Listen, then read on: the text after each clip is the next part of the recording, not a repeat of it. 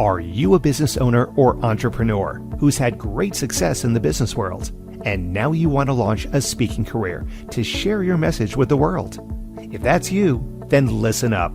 25-year speaking industry veteran Brett Ridgway has released his latest special report, 3 key things entrepreneurs must master to build a profitable speaking business. To pick up your copy, go to brettridgway.com/freebie.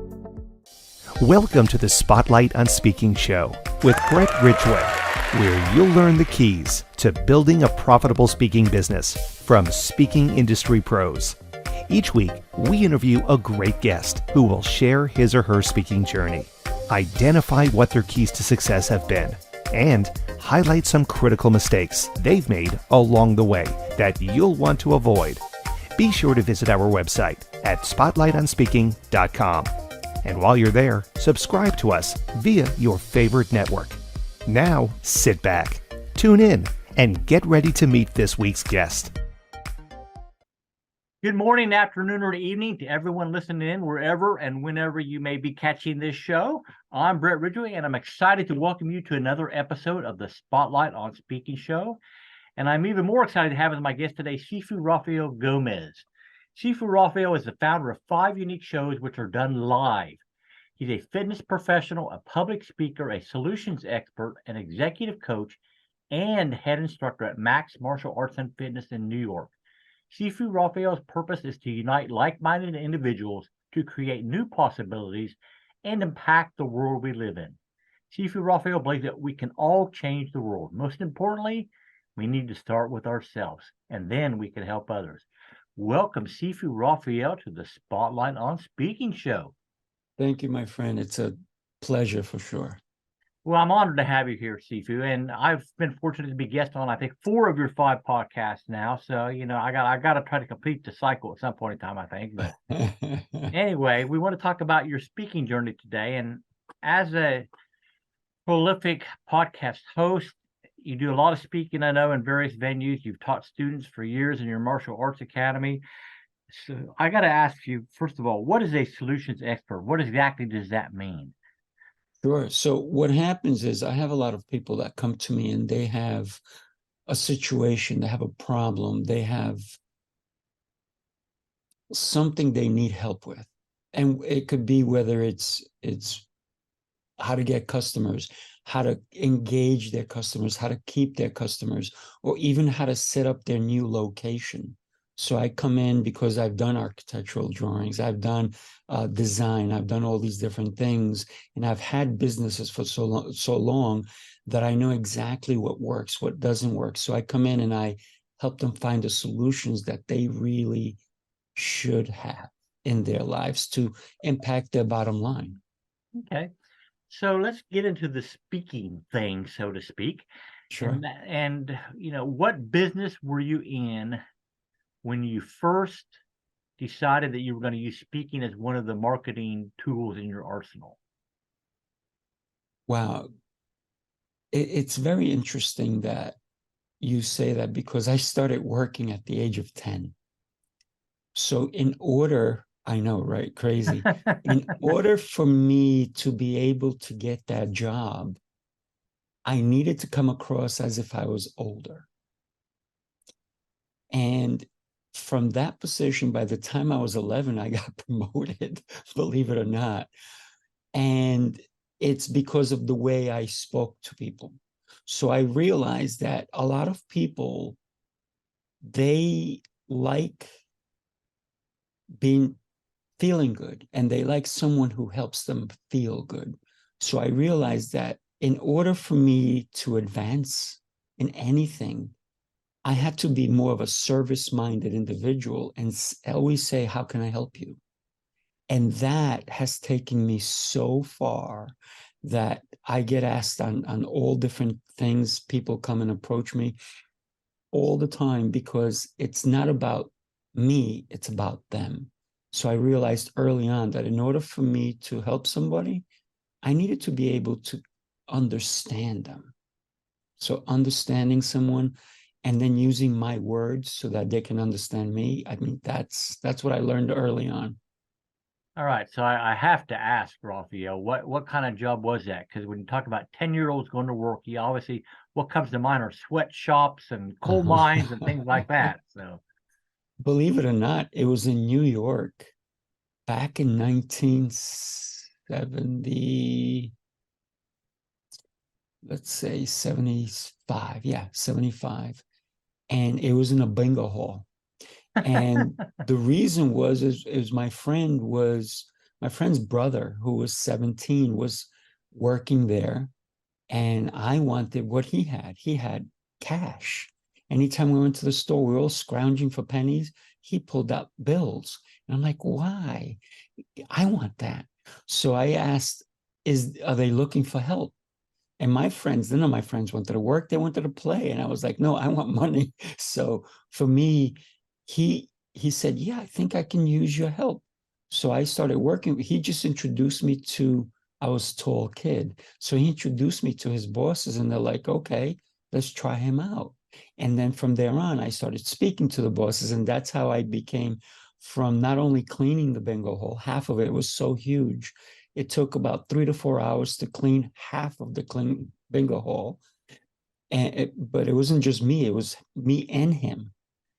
And then from there, I went to a short order cook because they allowed us to go behind the counter and make ourselves sandwiches, grilled cheeses, whatever. And so I learned how to do that. And then they said, well, and they kept saying to me, can you make that grilled cheese looks really good? Who made it? I was like, I did. They're like, can you make me one? I'm like, sure.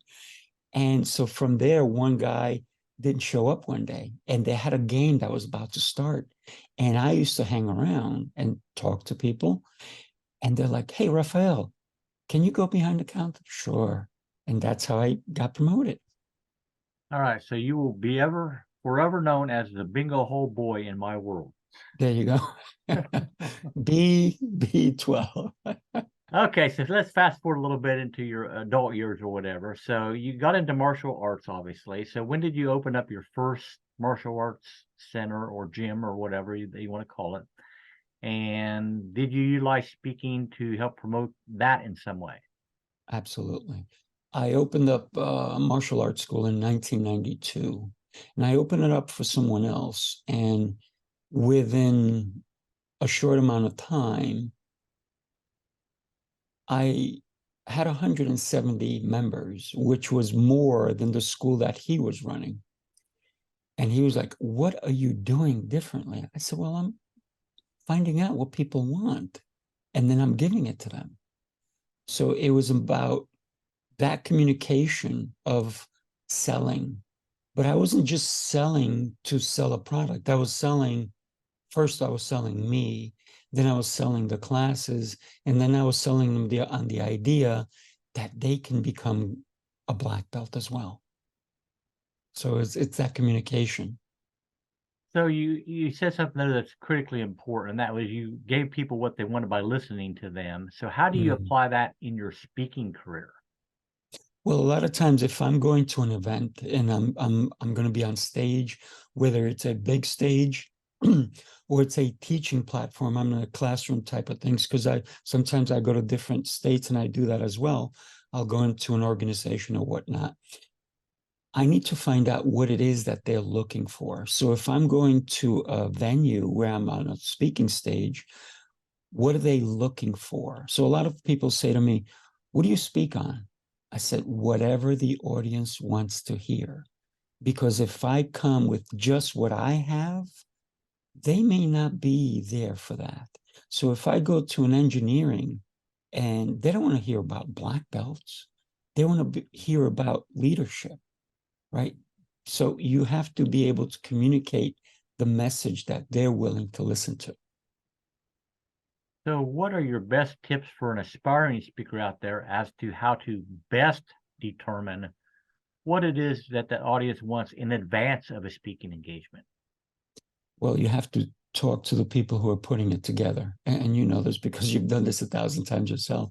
We need to be able to communicate what is the engagement about, who is in your audience. So we need to find out who the audience is.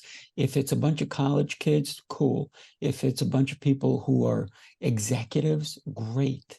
if it's people who are seniors, what is it that they're looking for? What's the message that your overall program is about? And how can I fill it? Because if somebody asked me to go and talk about structural engineering, that's not my gig. So why would I want to go there and look like a fool? I'd rather go there and talk to them about leadership and how they can get, but if they want me to be technical on a specific thing that they're technical on and I don't know it, that would be a failure on my end. So that raises the question, have you ever turned down a stage because you didn't feel it was a proper fit for you? Yes, I have.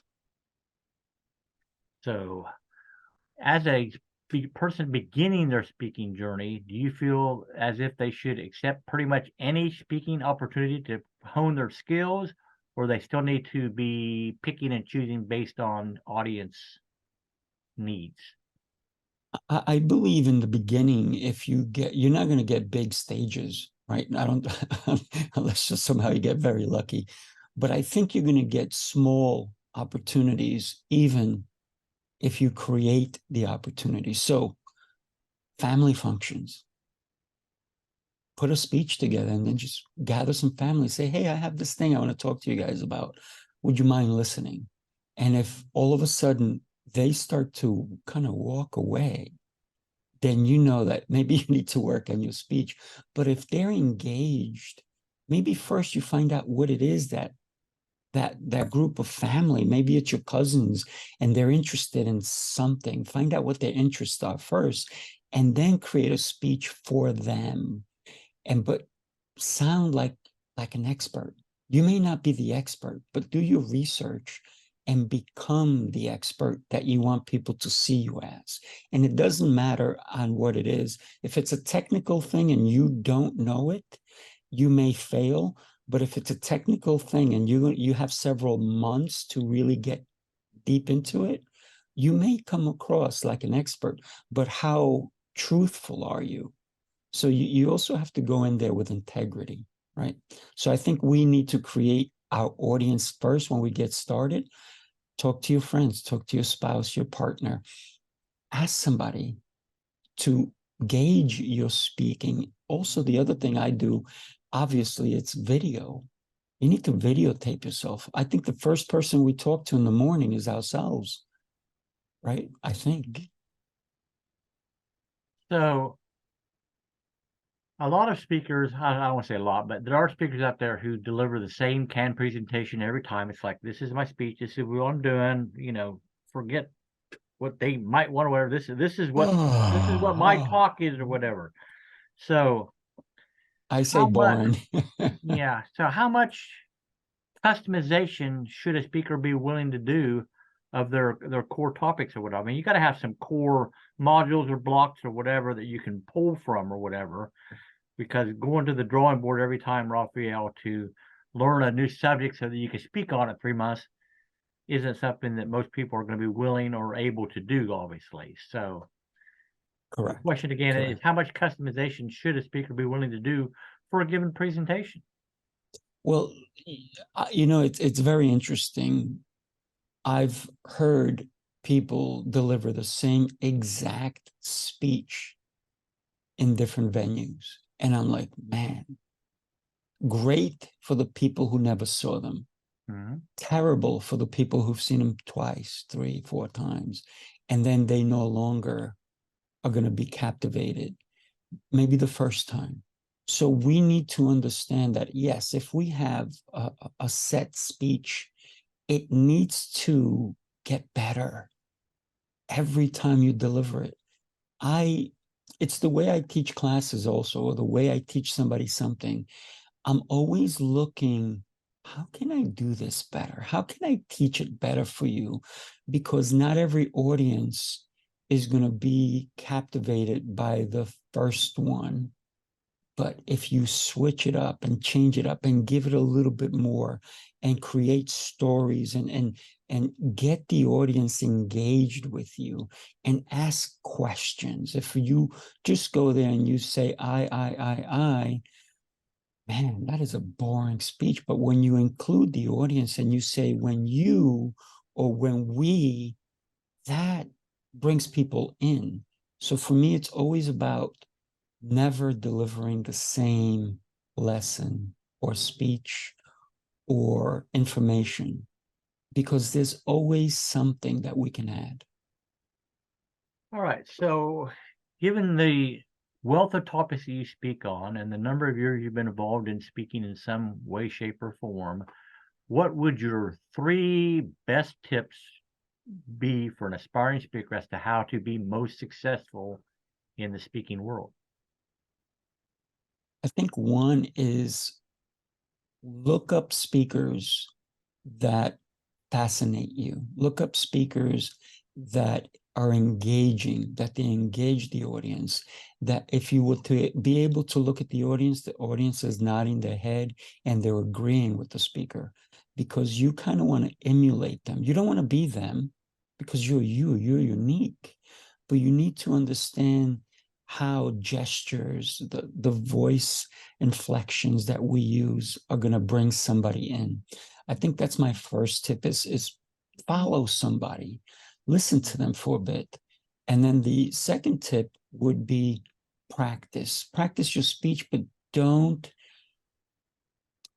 know it word for word, because that will throw you off. If somebody all of a sudden interrupts, if something happens and you're like, where was I in my speech? You're going to be lost. So it should come natural, but you can practice the idea, the concepts. And then the third one is definitely have feedback.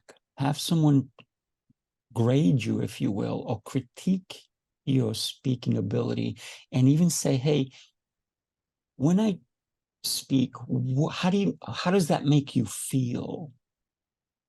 And I think that will help somebody tremendously. All right, great advice. So, how do you best get your audiences to resonate with you? By asking them questions that they have no choice but to answer. And I'm not talking about how was the weather today. I'm not talking about that. That's silly, right? It's beautiful. Thank you for asking. No. Yes, see? So, and also I never start a speech with my name, right? Because I've already been introduced. So nobody needs to know my name because I feel like I'm more important than them. No, I ask questions and I raise my hand. So I raise my hand because people like to follow. Right. So if people like to follow, I'm giving them guidance. So how do they resonate with me? I tell them how. I tell them when to raise their hands. I tell them when to stand up. I tell them even when to clap because maybe I'm clapping. So it's the actions that we take, the movements we do on stage or in person. If I don't smile when I'm speaking on stage, why would my audience want to smile? If I don't laugh, why would they want to laugh? If I say something silly, maybe I said, wow, I can't believe I just said that. And I become human in front of them. I'm no better than they are. And that's how I bring them in. And so we get to share an experience together. So in my mind, Rafael, there are 3 primary types of speakers. One is a keynote presenter that we're all familiar with. One's a platform seller, I would call it. And third is the person who's just using it as a business building exercise. It could be a chiropractor, a financial planner, whatever. Which of those umbrellas have you played under, and which do you prefer to play under? You know, it's very interesting because I've been a keynote speaker and that's all fine and dandy. But I feel like sometimes when we do a keynote, it feels like you, and sometimes it's the venue that wants you to do that because they want you to be so exclusive that nobody has contact with you. So you come in and maybe you get asked a few questions and then you're rushed off and people are like, oh my God, I want more. But I like the engagement type of speaker, the one that is going to be there with the people that I can share more with them. And as far as selling from the stage, I'm not a big proponent of that. I think that we give them so much information that, and don't get me wrong, as a speaker, you need to sell from the stage. But the way I sell it, I don't want people rushing to buy my thing. I want them to even consider it. Is everything that Rafael just spoke about worth my time to invest more? So it's okay if they don't buy today, but I give them an idea that maybe I should look into it. So instead of selling a whole big program, I give them something so that later on they can say, you know, this is something I want to do. This is something worth my time. Because the only one thing that we all can never get back is time. So if I fool somebody into buying my program because it's the most incredible thing since sliced bread, and then I'm going to have unhappy people later on because I didn't realize that that's what I was buying. I'd rather give them a sample and test it and then say, I'm in. Because I only want to work with people or people who buy my product, Right. who truly feel like they're getting a value from it. Yeah, So that's what I prefer. I've honestly seen speakers who were fantastic speakers created the true table rush because they got people caught up in the excitement of the moment or whatever, and had literally a 70% refund rate because people realized after the fact there's no real substance here. I was just caught up in the emotions or whatever, and I'm not continuing down this path with this particular person or whatever. So yeah, you got to deliver value. And that prompts a couple other questions I do want to ask you. But before we continue, let's take a quick break for a word from our sponsor. Are you a business owner or entrepreneur who's had great success in the business world, and now you want to launch a speaking career to share your message with the world? If that's you, then listen up. 25-year speaking industry veteran Brett Ridgway has released his latest special report, 3 key things entrepreneurs must master to build a profitable speaking business. To pick up your copy, go to brettridgway.com/freebie.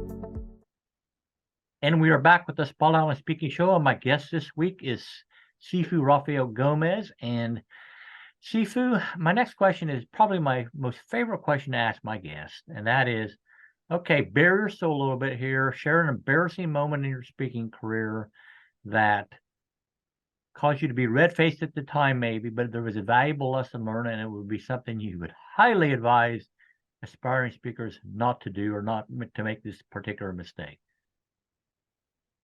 Well, one of the things that has happened several times, it's you start speaking and nobody can hear you because the sound guy didn't set things up. So they think they did, and it started, and then you start talking and people hear you, and then all of a sudden the sound goes out. Not embarrassing so much, but like, oh, it takes away from the message you were giving. One thing that did happen to me is, and I think I told you, I didn't have the right pants on. I went to an engagement and I was there and I brought my suit, but I forgot my suit pants. Thank God I had jeans on though. And the jeans kind of matched a little bit. And when I apologized I didn't even say anything to the audience. I said it to the people that are holding the event. And they're like, I didn't even notice. You look great. I'm like, okay. So at first I was worried that they were not going to be receptive to me. And when the person in charge said, you look great, I didn't even notice. I said, well, if he didn't notice, neither will my audience. And so I never mentioned it. But if somebody would have said something to me, I said, well, things happen, right? At least I'm wearing pants. This is a good thing. This is a good thing. I think by and large, Rafael, the speaker on the platform who's wearing a suit is few and far between, honestly. I mean, there will be some people that, you still will never see without, dressed to the nats or whatever. But, jeans with a sport coat or whatever, it seems to be more and more common these days. And the fundamental belief, I believe, is that the audience can relate better with you because you seem more like them being dressed a little bit more casually. Others will say, well, you should hold a position higher than them. That's why you want to dress in a suit and tie and look the person of authority or whatever. Where do you stand on all that now? It's great advice that you should find out what your audience is like. If you're doing a speech at the beach, don't wear a suit, right? So maybe not necessarily just shorts, but maybe shorts and a t-shirt, maybe flip-flops. That place that I was speaking at was a business event. And the interesting part of that event is that the person running the event before the event was talking about how he hated people who did not dress business-like in a business setting. And I was like, huh. So when I said to him, I apologize because I'm not wearing my pants. And he said, I didn't even notice.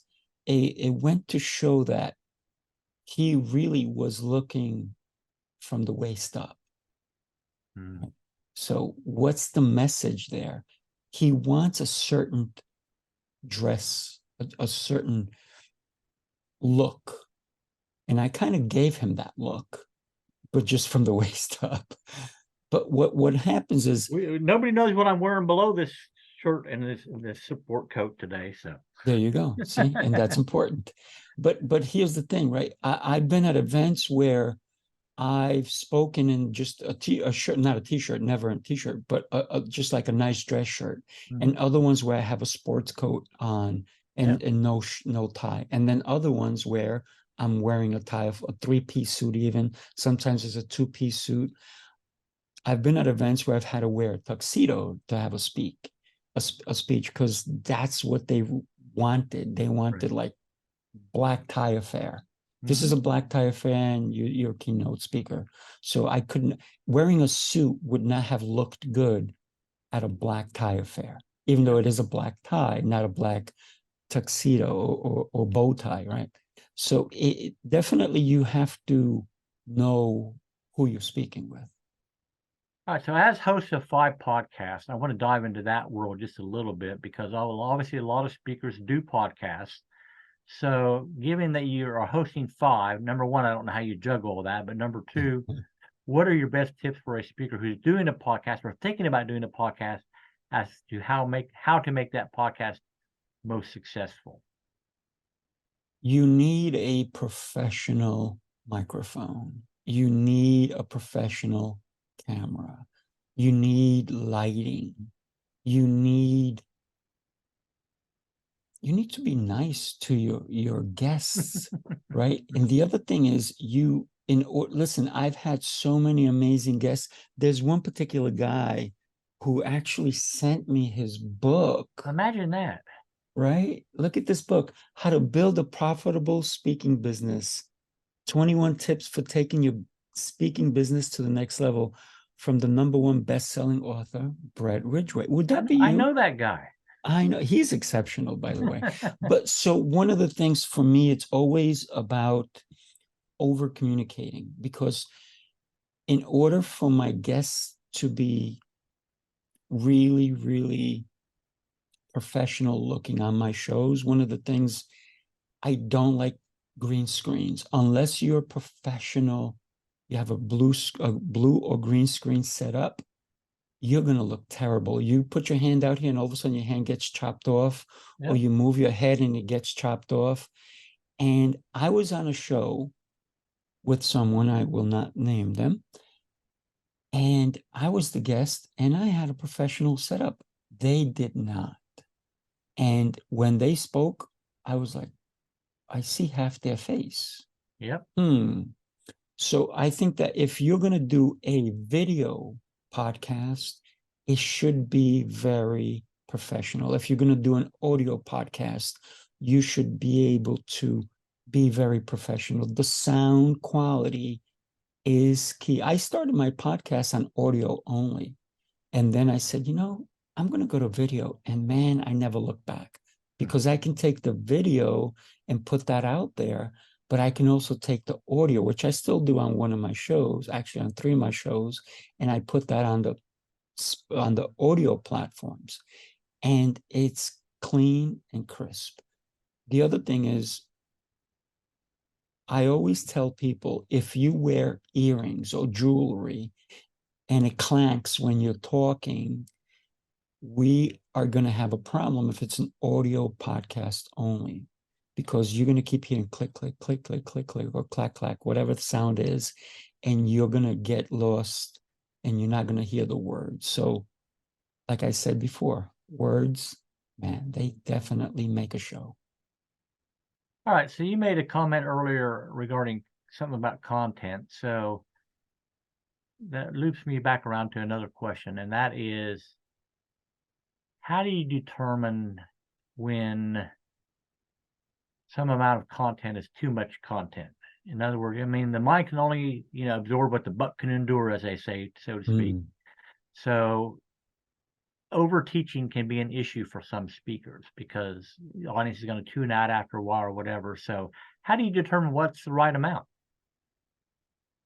You have to gauge, you have to test, right? And that's how you get testimonials, by testing, right? So you have to ask, how do you feel? How was that? Did you understand? Sometimes even in the middle of it, and you have to, raise your hand if you don't understand what I'm talking about. Mm-hmm. And then you're gauging as you're going. A lot of times I will, if I have a guest on my show and they're just rambling on, I'll interject and I'll say, can we go back to what you were just talking about? Because I want to understand. So if your audience doesn't understand what's going on, as the host, it's your duty to make it understandable, to make it so that your audience comes back and they go, wow, he pulled me in. So a lot of times I've had guests, I had one guest on and somebody listened to my show and they said, man, that guy doesn't shut up. And they're like, you were so nice, you let them talk. I said, yes, I let them talk. I did interject here and there, but you're right. They didn't even take a breath. So one of the things that we have to do as a guest or as a host, you can't talk the whole time. It has to be a give and take, right? Yep. Well, I think it is so critical as a host to put yourself in the shoes of your listeners, of your audience. And if something is murky to you, then it's probably murky to them. And you can't hesitate, as you said, to go back and ask, back up, let's go over that again or whatever to your guests, so that the audience can get full benefit from what it is that they were trying to teach or say. So, all right, excellent stuff here. So I want to give you a couple minutes, Rafael, to tell people a little bit more about what it is, all that you do, and how they can get involved in your world if they so choose. What are some of those podcast titles that they would want to check out, etc.? Sure. So the first show that I've ever done was called Coaching Call. And the reason I did Coaching Call is because I'm curious. I want to know what all the coaches are doing. But a lot of times when I started looking and doing my research on this particular show, I was going to consider a martial arts show because I love martial arts. And then I started listening to martial art podcasts. And then they died. They would have a bunch and then they wouldn't be there anymore. They would have a bunch. And so different people, and then it was the same information over and over and over again. And I said, man, that is boring, because unless you're into martial arts, that's it, you're stuck. So I said, there are so many different coaches out there. There's speaking coaches. Oh, hi, Brett. There's there's vocal coaches. There's football coaches, soccer coaches, swimming coaches. There's financial coaches. There's lifestyle coaches. And I said, those are the people I need to talk to. That's where Coaching Call became my focus. And when I did my research on any coaching, it was all about sports. There was no one there talking to other people about the different coaching modalities. So I considered it, and here's the reason I really did start podcasting because, especially with coaching, because 2020, a lot of people, they this is the word that everybody was using at the time, they pivoted, right? They had to do something different. Either they lost their jobs or they were home doing nothing. And so they said, oh, I know, I'll be a coach. Let me start charging money so I can, keep my livelihood going, which is, I commend them. But here's the thing. A lot of coaches were reaching out, and I'm sure you and every listener probably got 1,000 emails a day by every different coach asking for money, money, money, and then they produced nothing. And I even had a coach reach out to me and offer me a free program that they normally paid $97, but they were going to give it to me for free. I said, that's very kind of you. I looked at it and it was 3 pages. It was a PDF with 3 pages and they were charging $97 for it. And I said, this is horrible. I said, this is why I need to talk to real coaches. So that's where Coaching Call started. I did my due diligence. I went on LinkedIn. I talked to a lot of my friends who were in the movies, UFC fighters, UFC trainers, people I know, all different venues. And then I started going on LinkedIn and I said, I need to start talking to coaches. So I started looking up coaches, finding them, YouTube everywhere. And so it took some time, but I used to have 526 people on my LinkedIn. I'm up to 8,000 and changed right now. From 2020, that's not so bad. No. And it's because I started reaching out to people and I said, hey, I'm considering a show. Would you consider it? And a lot of people said yes. Some people never responded, which is fine. It wasn't for them. Or maybe they didn't know what it was about. And that's why that show was born. And I fell in love with the show. I was so intrigued by every guest that I was curious. I honest, I was not considering my audience. It was for me, right? So they were giving lessons, they were giving instructions, they were giving things. And my curiosity is what kept the show alive. And I was asking them questions and how do you do this and why do you do this and where were you born and who influenced you and all these things. And from there, I said, wow, now that I've accumulated so many shows, I think I would like to have some of those guests back. But wouldn't I ask another gentleman to be my co-host? And then we'll do another show. And I called it Heroes Rising because I saw every coach who was on my show as a hero. And every one of them brought value. So I said, why don't I do another show twice a month and call it Heroes Rising? And from there, we would bring 2 coaches on. Everybody gets 15 minutes. You were on the show. And the value, the amount of response that we got from that show was incredible. All my shows are international. People are following me from all over the world because I've had coaches from all over the world. That's where LinkedIn was the beautiful connection, right? LinkedIn is worldwide. I didn't want to go to Facebook, right? I didn't want to see some of the nonsense that we get on Facebook, but I wanted people who were in business, people who were more dressed up, if you will, right? And so that's where Heroes Rising started. And then a coach reached out to me and she said, we have such great chemistry. Can we do something together? And we did a couple of things together. And then I said, hey, why don't we start a show? And the Seer Show started. And the Seer Show was an amazing show. And this young lady is in Australia. I'm in New York. So I was getting up at 4:30 in the morning. I already get up at that time. The show was at 4:30 a.m. because it was 6:30 p.m. for her, 4:30 for me. It didn't matter to me because I was usually up around 4 o'clock. So I would be, when it was those shows, I said, oh, I don't want to get up at 4. I want to get up at 3:30. So I would get up at 3:30. And I always had a blast doing the show with her, but her life changed and she stopped showing up. So I said, I need to take this show. I love the concept. I love the idea. So I said to her, I sent her an email, never responded. And I said, I think that our direction has changed. I said, I'm going to take the show because I created it. Mhm.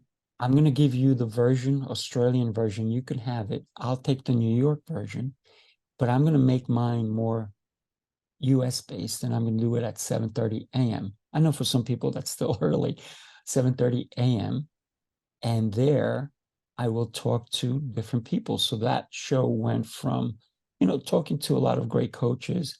Now it's about mindset, health, and fitness.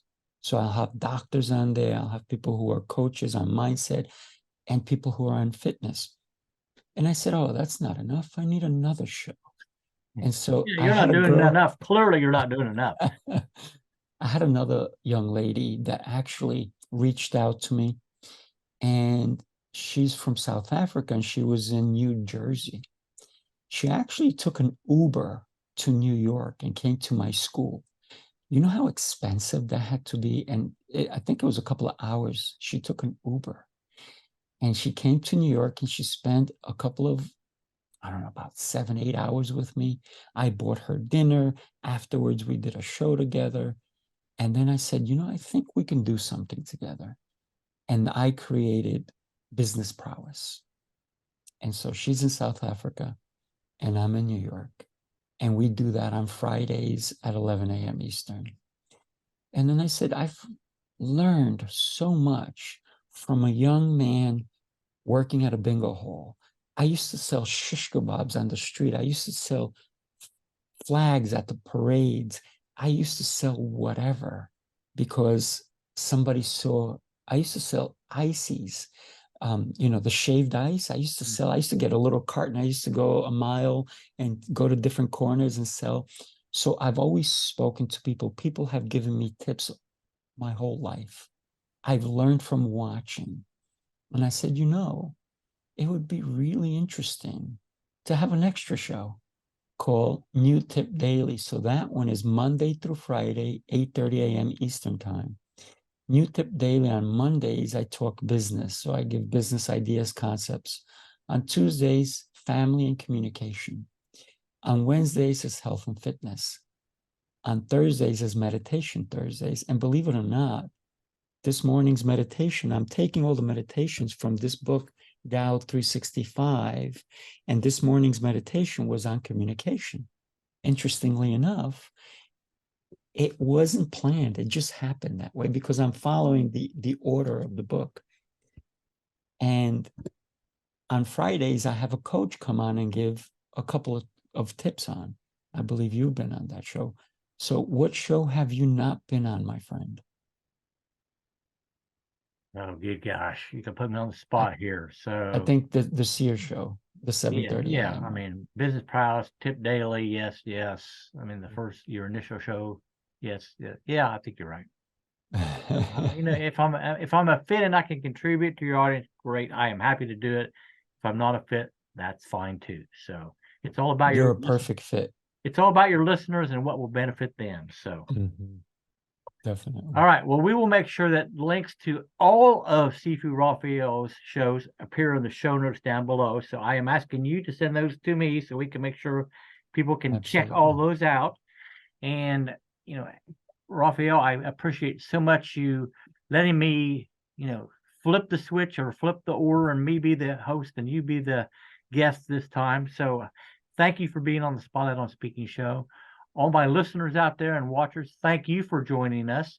And if you haven't, get over to spotlightonspeaking.com and register with your favorite service to be notified of upcoming episodes. And if you haven't, get on over to brettridgway.com. You can pick up the new book that Rafael showed there, How to Build a Profitable Speaking Business, as well as any of my 7 other books that I've written. And that's at brettridgway.com. And as always, I thank you so much for joining me. I wish you the greatest of success in all that you do.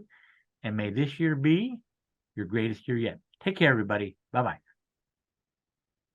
This has been the Spotlight on Speaking show with Brett Ridgway.